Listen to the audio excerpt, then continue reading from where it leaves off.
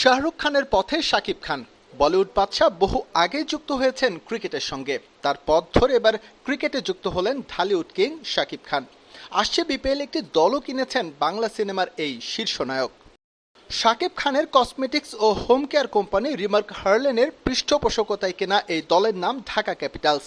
দর্শকদের ভোটে এই নামটি চূড়ান্ত করার পর রিমার্ক হার্লেনের হেড অফিসে ঢাকা ক্যাপিটালসের টিমের মালিক হিসেবে লোগো উন্মোচন করেন শাকিব। অনুষ্ঠানে আরও উপস্থিত ছিলেন প্রতিষ্ঠানটির এক্সিকিউটিভ ডিরেক্টর ইমন, ঢাকা ক্যাপিটালসের সিইও আতিক ফাহাদ। শাকিব খান বলেন, আসন্ন বিপিএলে আমাদের টিমের নাম সাজেস্ট করতে দেশ বিদেশের আমার ভালোবাসার মানুষ এবং ক্রিকেট প্রেমীরা অনেক রেসপন্স করেছেন, যা দেখে সত্যি উচ্ছ্বসিত হয়েছি।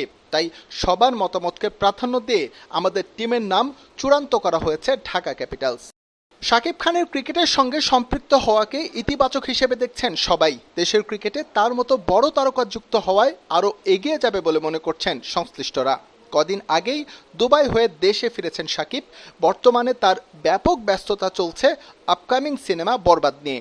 এই সিনেমায় তার বিপরীতে আছেন কলকাতার ইধিকা পাল।